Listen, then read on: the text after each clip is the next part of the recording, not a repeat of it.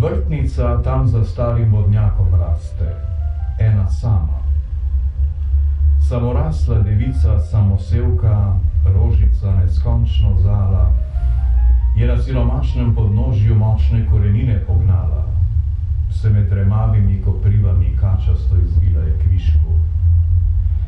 Bila je satenasto občutljiva, a na vso moč prizemljena, ne izrasla bi v krasotico, če bi ne bila tako strastna, polna življenjske sle, da tam obstane očarljivo sladka. Njeni ostri trni so prefinjeno tenki, bodljaji boleče sladki, komaj čutni, ko kapljica rdeča naposled po koži zdrsi.